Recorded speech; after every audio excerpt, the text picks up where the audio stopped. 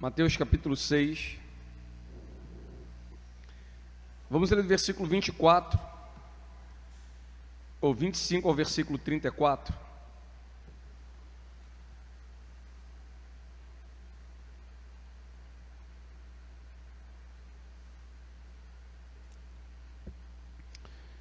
Amém?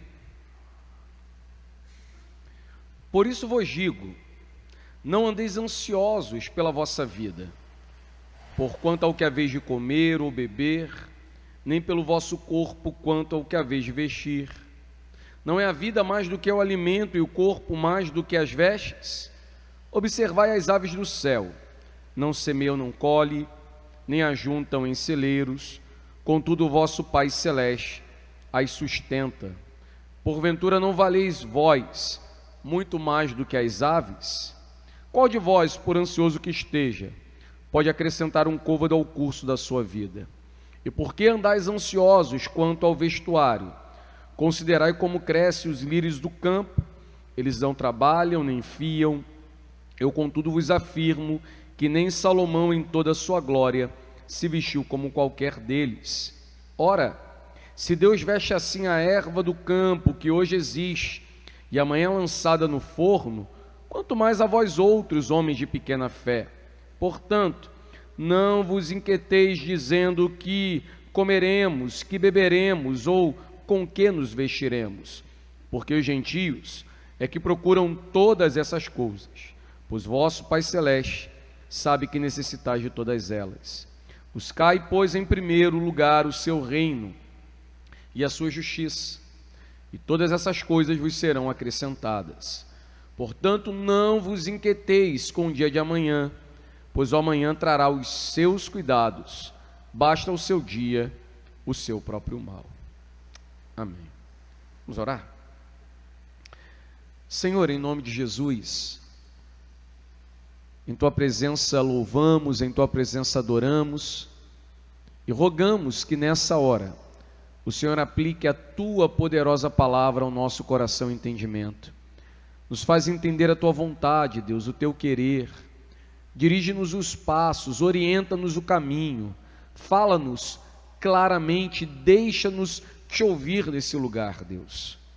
Não permita que sejamos, Senhor, endurecidos, teimosos, desobedientes, omissos à Tua poderosa palavra.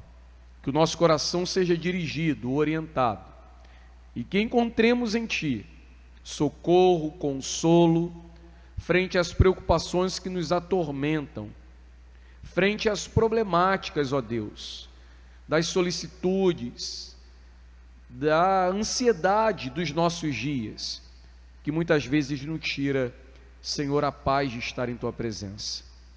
Dirige o nosso coração nessa noite, Pai. Lança fora aquilo que não Te glorifica e nos permita ouvir e entender claramente a Tua poderosa palavra. Oramos assim, em nome de Jesus, o Teu Filho. Amém e amém. Amém. Nós concluímos o último sermão aprendendo que Deus proíbe completamente de amarmos as coisas do mundo e nos apegarmos às coisas aqui do mundo. Deus proíbe toda a nossa preocupação com bebida e com comida.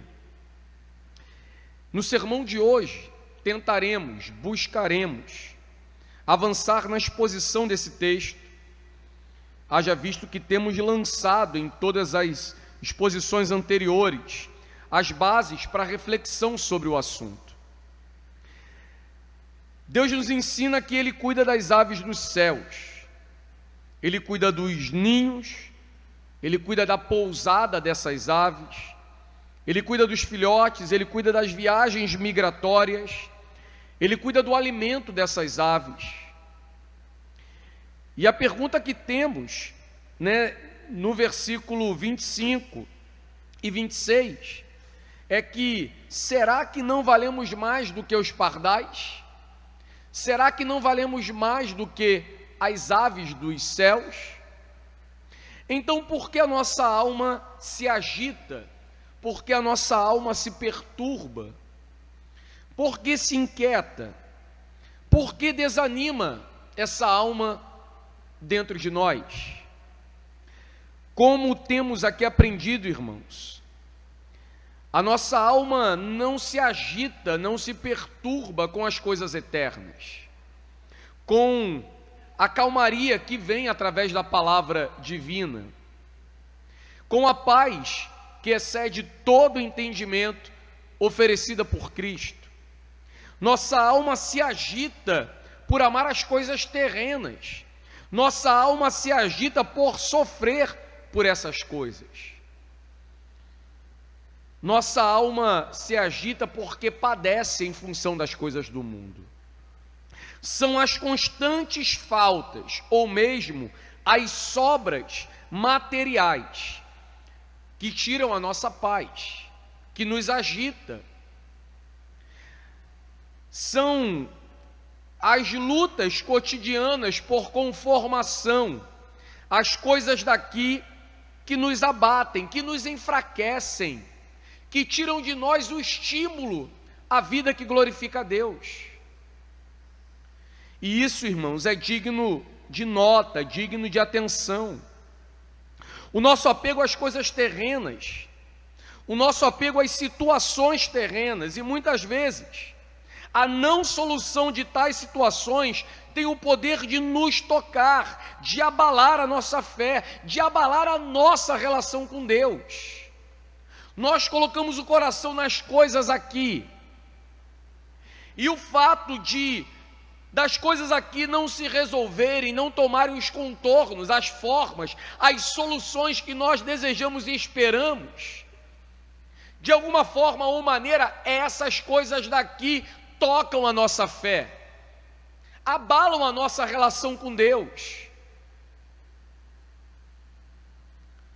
Para isso, irmãos, há uma clara e bíblica explicação.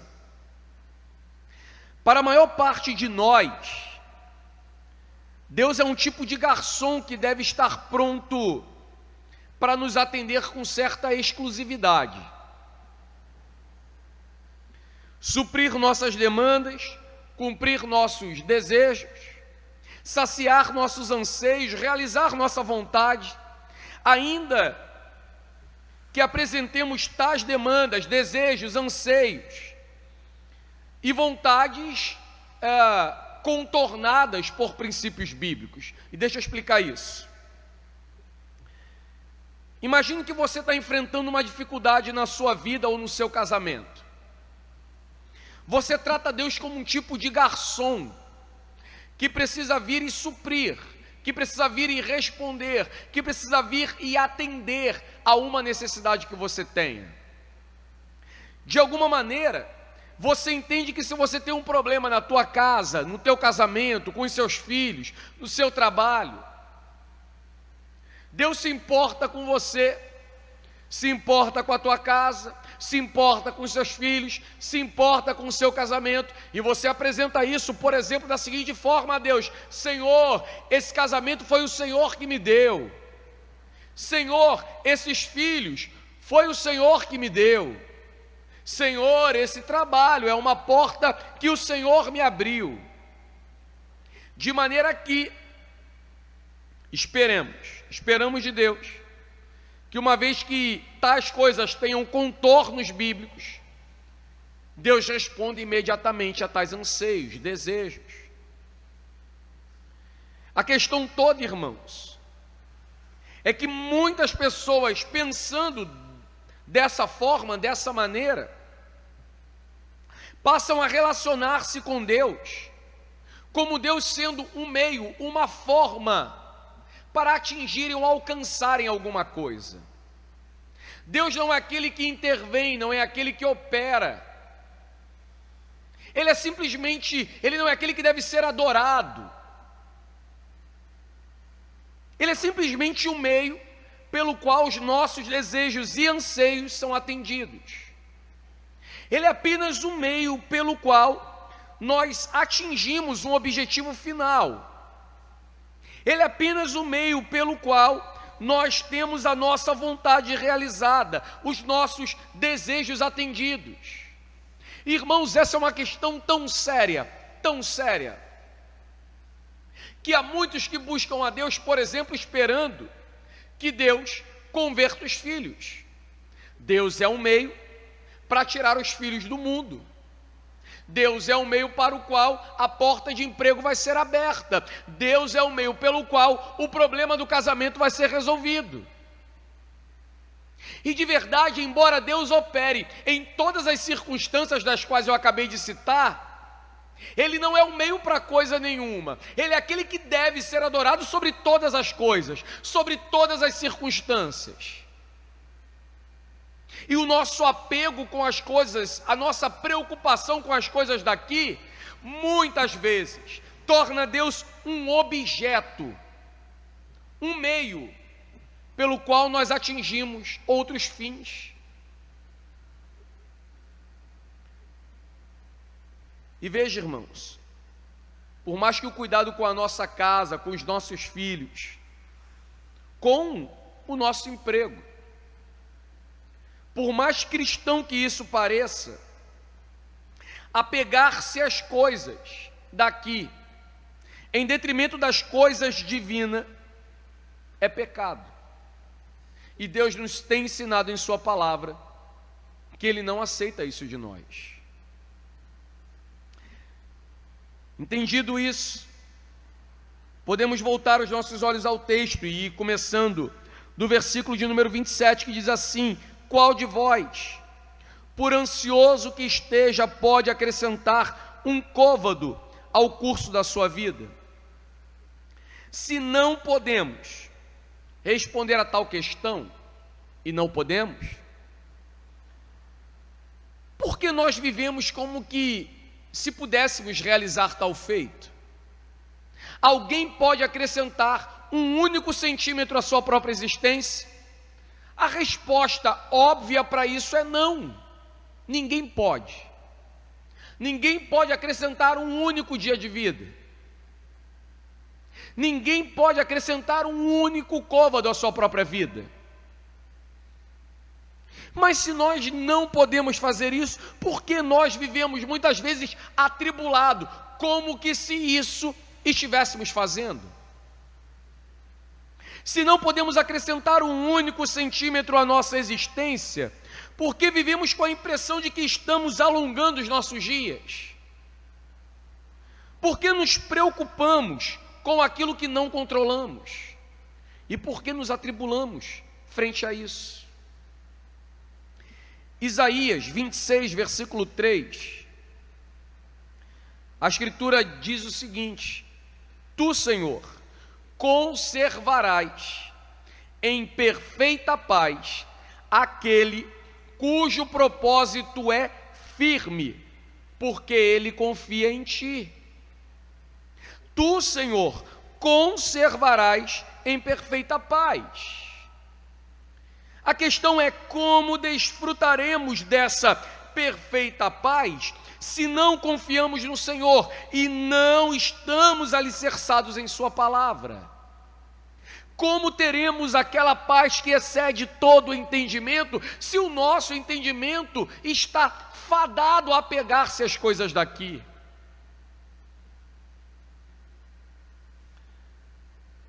Qual de vós, por ansioso que esteja, pode fazer alguma coisa pela própria vida?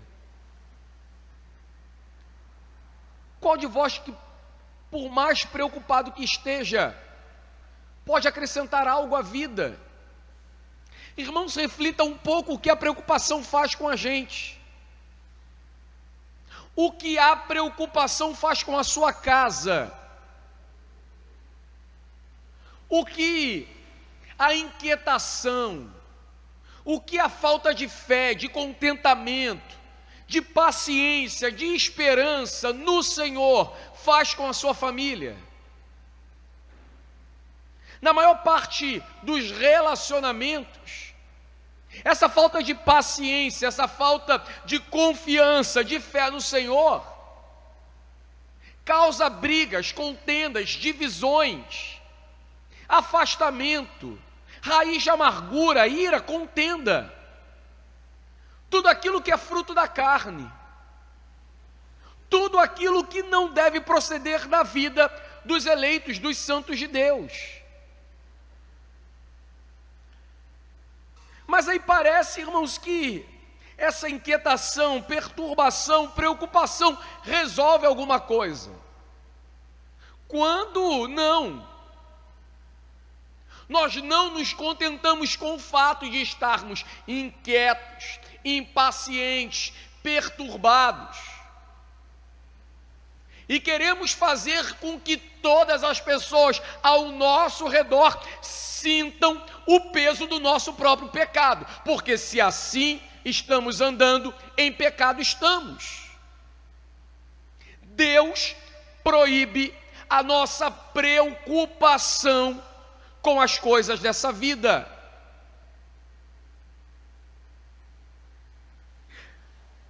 Meu irmão, eu estou passando a noite acordado, preocupado. Pois é, tu está sofrendo porque quer. Dizia uma canção antiga, né? Aceite hoje a Jesus de Nazaré. Então, possivelmente é o que você precisa. Porque Deus proíbe-nos dessa inquietação, dessa perturbação, irmão. Deus proíbe-nos de perder a noite de sono. Ele não nos salvou para a inquietação. Quando um sofre sozinho, e quando isso gera perturbações em todos os que estão ao redor, porque uma vez incendiados, né, com essa inquietação, com essa perturbação, não se sossega, não se aquieta enquanto não se produz isso na vida e no coração dos que ao redor estão. Uma vez que perturbado eu estou, eu preciso comunicar, por exemplo, ao meu irmão a minha perturbação. E eu não quero apenas, comunicar, eu quero que ele a sinta, eu quero que ele a experimente, como que se inquietando-o também, eu resolva o problema. Como que se perturbando também, eu resolvo o problema. Isso, por exemplo, a gente pode encontrar dentro de um relacionamento conjugal, não é assim? Isso a gente pode encontrar dentro de uma família. Isso a gente encontra, inclusive, dentro da igreja. Essa ideia de que a gente precisa promover inquietação, a gente precisa promover perturbação. Parece que nós só estamos contentes e felizes quando promovemos inquietação aos outros, e isso não é, irmãos, bíblico. Esse não é o princípio ensinado na Sagrada Escritura. Deus está nos dizendo: qual de vós, por ansioso que esteja, pode acrescentar um côvado ao curso da vossa vida? E se vocês não podem, por que fazem? E se vocês não podem, por que se perturbam? O versículo 28 diz assim: e por que andais ansiosos quanto ao vestuário? Considerai como crescem os lírios do campo, eles não trabalham, nem fiam. Nós vimos aqui, no último sermão, visitando o texto de Deuteronômio 8, que o Senhor nos disse uma coisa maravilhosa em Deuteronômio 8. Nunca envelheceu a tua veste sobre ti, versículo 4, nem te inchou o teu pé nestes 40 anos. 40 anos de peregrinação no deserto, sem que as vestes envelhecessem, sem que o pé inchasse. Pense no texto no verso 28. Porque andais ansiosos quanto ao vestuário? Lá em Deuteronômio 8:4, Deus diz que durante 40 anos cuidou do vestuário do seu povo. Durante 40 anos cuidou das sandálias dos pés do seu povo, dos pés que calçavam as sandálias do seu povo. O que esse texto tem a nos ensinar, irmãos? O que Deus está falando com você, o que Deus fala conosco por meio dessa palavra? É assim que todos nós, sem exceção, devemos lidar com o texto bíblico. O que Deus está me falando através da palavra? Eu entendi claramente a direção, a orientação, a palavra de Deus. O que deve então fluir disso? O que eu farei a respeito? Se Deus está me falando, alguma coisa eu preciso fazer.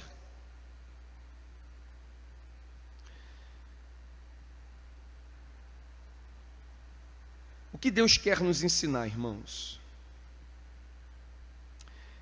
Eu penso que Deus quer nos ensinar confiança em sua boa palavra. Em Deuteronômio ele diz, que ele deixou o povo padecer, deixou o povo ter fome e sede, deixou, a fim de entender, de ver o que havia no coração deles, ou ensiná-los acerca do próprio coração, e ensiná-los que nem só de pão o homem vive.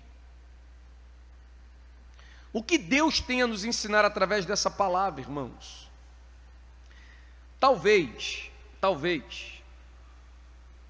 você queira visitar e por vezes pagar especialistas para resolver os problemas de crise, de síndrome, que diz respeito a inquietações, preocupações, perturbações, e eu não tenho nenhum problema ou dificuldade com isso.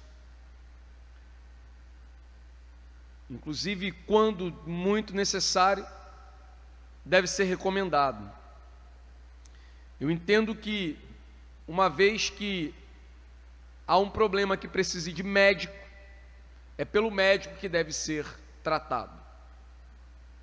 Mas, todavia, contudo, se nós considerarmos as palavras do Senhor, aquilo que o Senhor nos fala em sua bondosa palavra, irmãos, nós somos levados a crer no poder do Evangelho que liberta.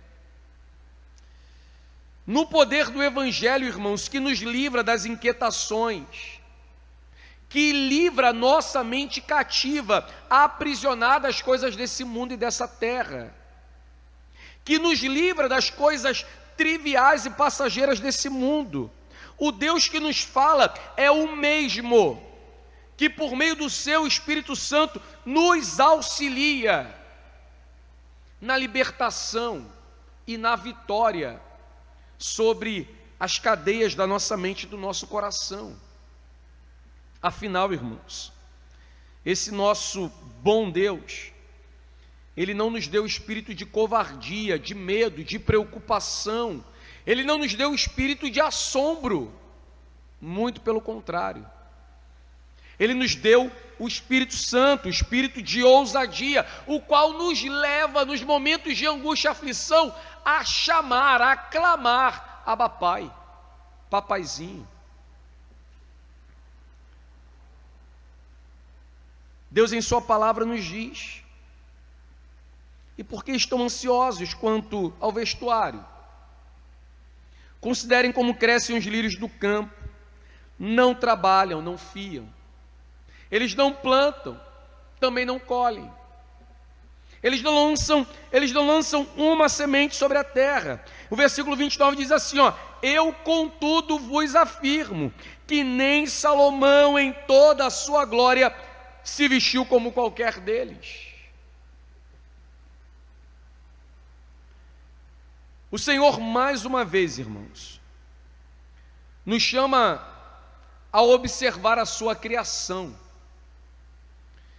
nos chama a nos atentarmos para a sua divina providência, para a sua maravilhosa graça. Ele nos diz, olhem para as flores do campo, elas crescem, elas não fazem nada para ganhar ou comprar a beleza que possuem, e elas continuam a crescer, colorem o ambiente, demonstram esplendor, beleza, trazem alegria e perfume. Nem Salomão se vestiu como uma dessas ervas. A palavra lírios, ela é um tanto obscura na linguagem e para muitos ela simplesmente significa ervas do campo. Plantas, flores. O Senhor diz, nem Salomão se vestiu como um deles. Nem Salomão em sua própria glória. Há uma coisa aqui interessante, irmãos, que a visão bíblica da criação, do universo, somada com um olhar atento, deve gerar uma autêntica confiança e dependência de Deus. Se Deus cuida assim dos pardais, se Deus cuida assim dos peixes do mar, se Deus cuida assim das ervas do campo, se Deus cuida assim, dos planetas, se Deus cuida assim dos animais selvagens, e nenhuma dessas criaturas Ele chama filho, por nenhuma dessas criaturas Ele entregou o seu filho,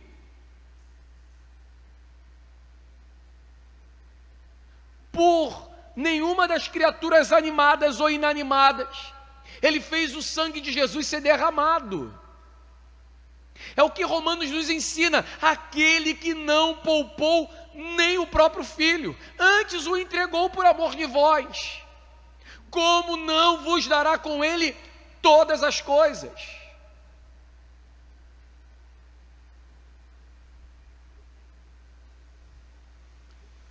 Por isso, irmãos, que frente a toda a criação, a tudo que Ele fez e criou e formou, os observadores atentos da providência divina deveriam repousar o seu coração.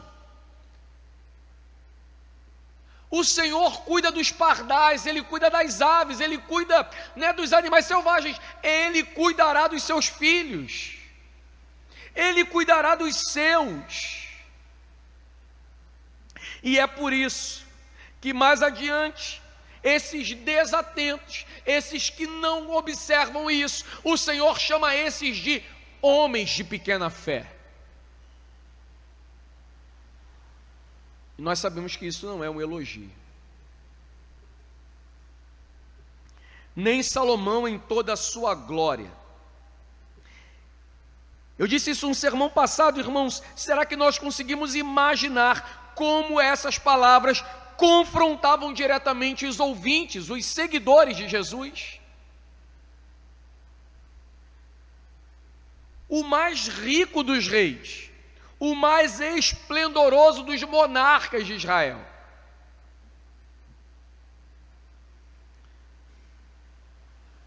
diminuído frente à ornamentação gloriosa dos lírios, das flores do campo,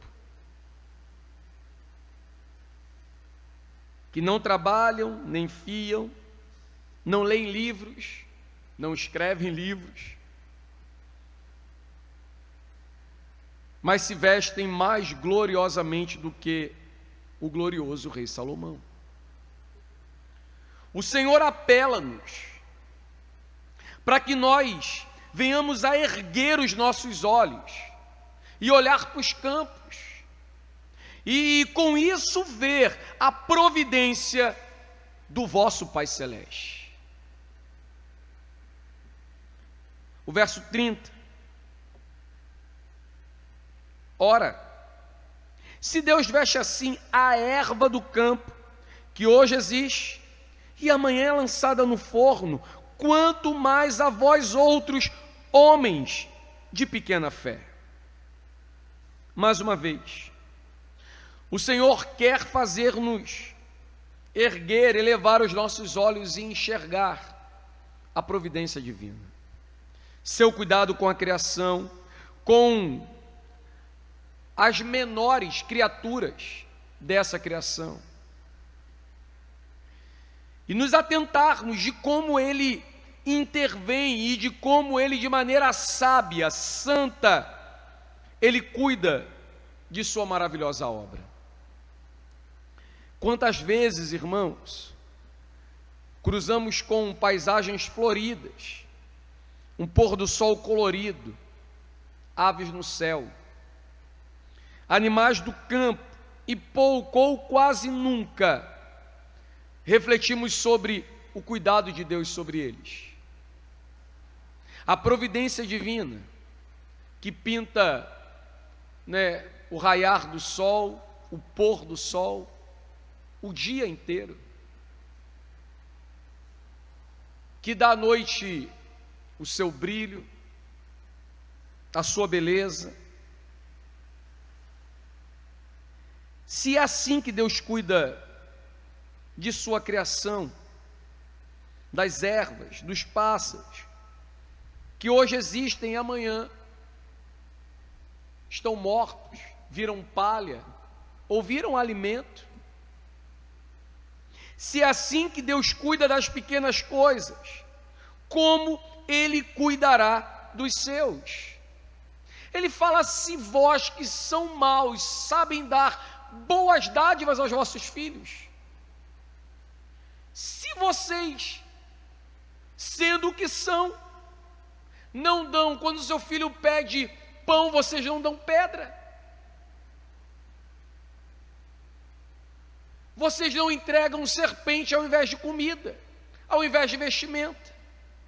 Se vocês que são maus sabem dar boas dádivas, o que vocês acham que o vosso Pai Celeste fará? Na verdade, já fez. Como Ele cuidará de vocês? Martinho Lutero escreveu com muita beleza, irmãos. Vejam, ele está fazendo das aves nossos professores e mestres. É uma grande e permanente vergonha para nós o fato de, no Evangelho, um frágil pardal se tornar teólogo e pregador para o mais sábio dentre os homens. Portanto, dizia Lutero, sempre que você ouvir a voz de um roxinol, está ouvindo um excelente pregador. É como se ele estivesse dizendo: eu prefiro estar na cozinha do Senhor, e Ele fez o céu e a terra, e Ele mesmo é o cozinheiro e o anfitrião. Todos os dias Ele aumenta e nutre inúmeros passarinhos em sua mão. Por que nós duvidamos da providência divina, né? Quando nós vermos os pássaros a cantar, lembremos-nos de que eles estão cantando e anunciando o cuidado do seu Senhor. Semelhante a isso, Spurgeon dizia: maravilhosos lírios, como vocês reprovam o nosso tolo nervosismo, como reprovam a nossa ambição pelas coisas daqui. Eles não se movem, mas Deus tudo move em função deles. Os pássaros não plantam, não colhem, não ajuntam em celeiros, mas Deus os alimenta.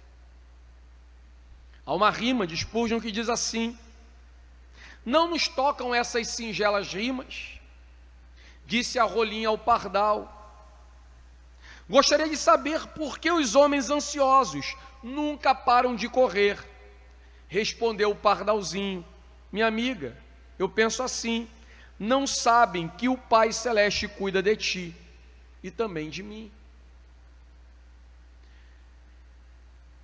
O Senhor nos convoca, nos convida a olharmos para a sua criação e lançarmos fora do nosso coração a ansiedade e solicitude pelas coisas da vida.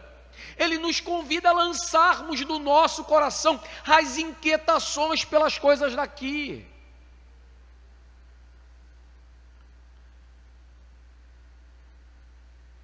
Ora, se Deus veste assim a erva do campo, que hoje existe e amanhã é lançada no forno, quanto mais a vós o que ele fará por vocês, homens de pequena fé. Aí ele diz no 31, portanto, não vos inquieteis dizendo, que comeremos, que beberemos, ou com que nos vestiremos.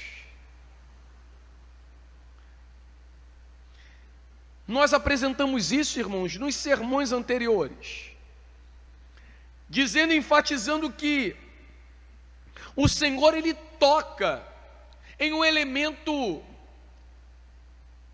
de primária necessidade para a vida de qualquer um de nós. Como é que esse povo atravessaria um deserto sem comida nem bebida? Como? Como esse povo atravessaria um deserto sem sandálias nos pés, sem vestimenta? Como?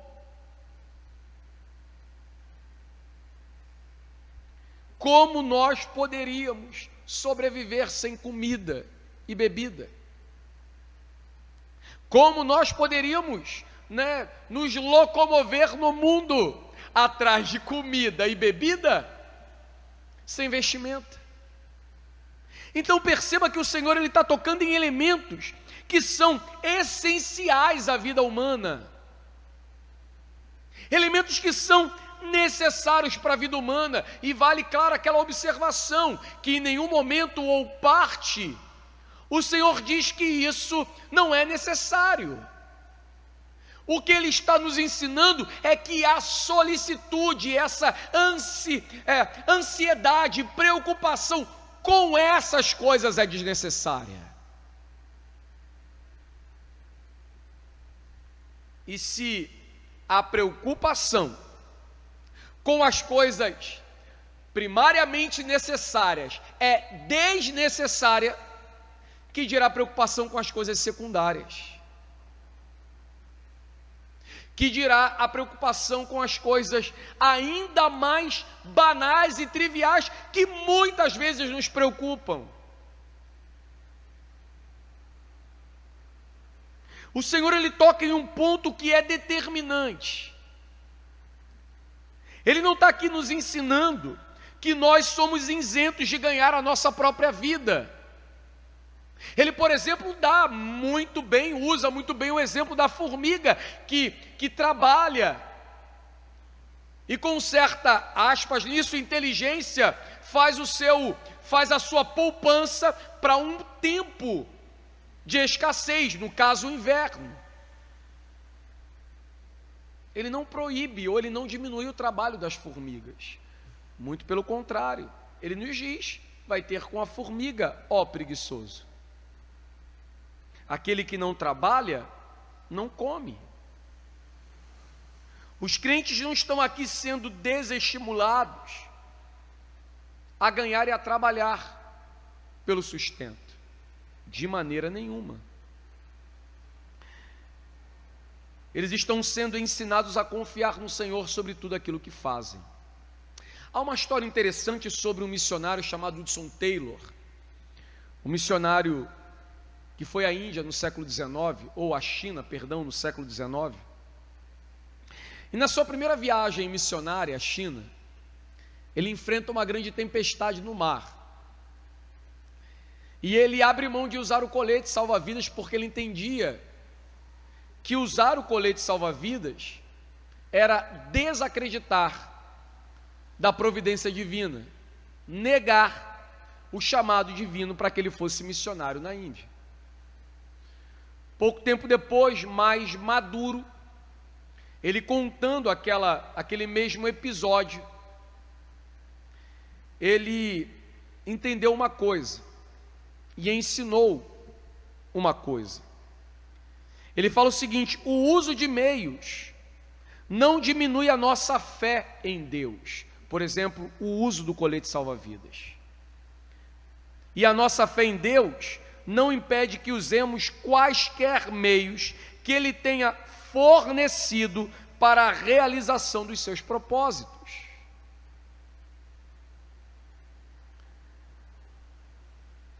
Poderemos tomar o profeta Ageu, poderemos tomar Malaquias, quanto ao uso dos bens, a mordomia cristã.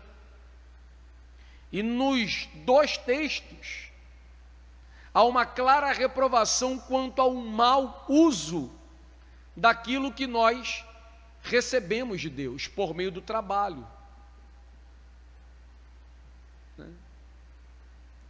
Vocês trabalham, recebem um salário, e ele não dá para nada, vocês o colocam no sactel furado. Vocês comem, bebem e não têm satisfação. Por quê? E não é exatamente isso que acontece com as solicitudes da vida, irmão. Quanto mais nós, nesse frenesi secular, nos entregamos a essa busca por realização das coisas daqui, menos satisfação nós encontramos. Menos contentamento achamos. Nós estamos aqui numa busca frenética por realizar, por conquistar, por adquirir uma coisa, e quando isso fazemos, parece que a realização está na contínua busca. Bate o vazio, bate a tristeza, volta a angústia, e parece que a gente tem que entrar em um novo processo de busca contínua e interminável. É contra isso, é isso que o Senhor proíbe. Essa inquietação, essa perturbação, porque nós nunca encontraremos aquela bem-aventurança que ele começa no Sermão do Monte, nessa busca por realização, por contentamento com as coisas daqui. Se nós não estamos isentos de trabalhar pela vida, não estamos também isentos da responsabilidade para com os outros.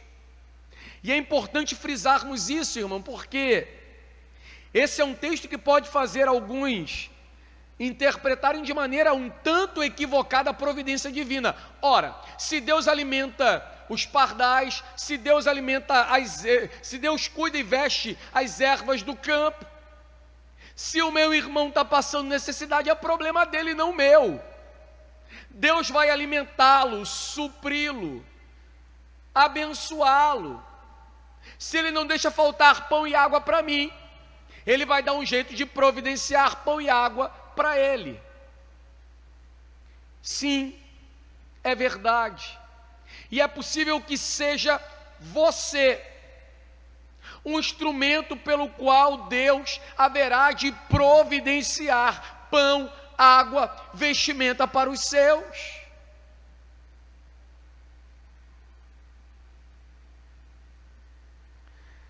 Uma vez que nós cremos na providência divina, isso não nos isenta da responsabilidade de fazermos o bem, por exemplo, pelo nosso irmão que está lá em Moçambique pregando o Evangelho.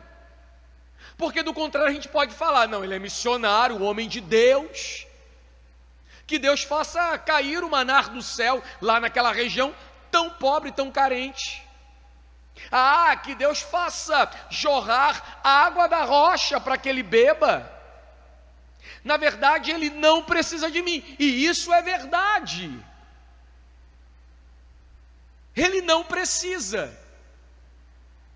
Mas, se você está dando e sendo usado por Deus, sinta-se agraciado por isso, privilegiado pelo fato de você ser usado como um instrumento da providência divina. E essa é uma coisa maravilhosa que muitos de nós, irmãos, não queremos entender. Nós queremos a providência para nós queremos a providência em nossa direção. Mas a Escritura diz que maravilhosa coisa é dar. Mais bem-aventurada coisa é dar. Se Deus nos dá o privilégio de sermos instrumentos de sua providência, nos alegremos nisso. Glorifiquemos a Deus por essa benesse, por essa bênção. Uma vez que nós cremos na providência e no Deus que cuida dos seus filhos, isso não isenta o nosso trabalho, a nossa dedicação em sermos os melhores naquilo que fazemos. E em segundo lugar, não nos isenta a responsabilidade para com os outros, primeiro os de dentro e também os de fora. E em terceiro lugar, isso não nos isenta de dificuldades nesse mundo.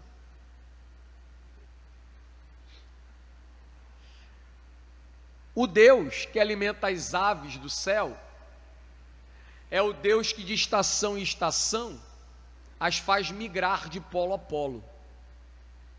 O Deus que alimenta, que veste as ervas do campo, é o Deus que de tempo em tempo envia chuva, sol, neve, tempestade.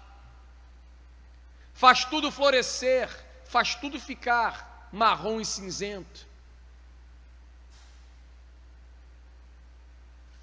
Ele dá, ele também tira, ele abre, ele também fecha.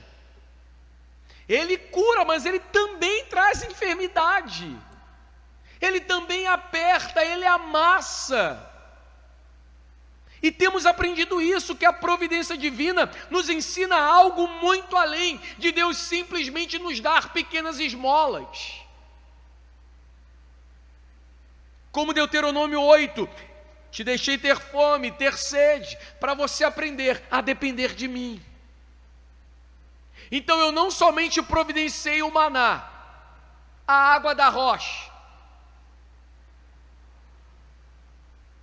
mas eu também permiti o suor e o cansaço. Então crer na providência divina não nos isenta das dificuldades no mundo. Olhemos, para os santos filhos de Deus, os apóstolos. Olhemos para os nossos irmãos em mais de 2000 anos de igreja. Olhemos para o nosso Salvador, que não tinha onde reclinar a cabeça.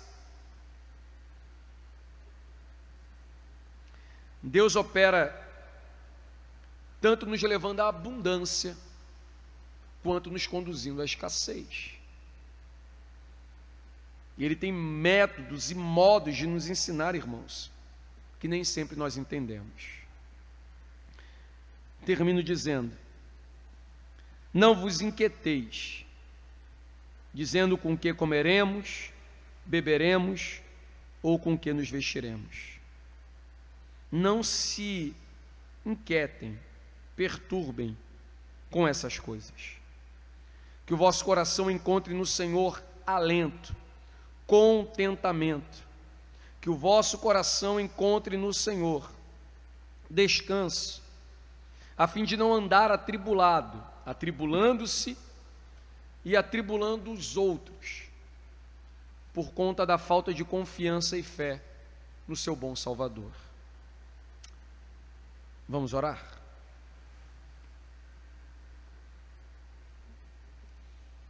Senhor, em Jesus, o Teu Filho, nós clamamos, oramos. Temos, Senhor amado, em Tua palavra um chamado, uma convocação ao sossego, ao descanso da alma. Nos ajuda em Tua presença, através de Tua palavra, Deus Santo, a aquietar o nosso coração. Nos ensina a ter confiança na Tua palavra.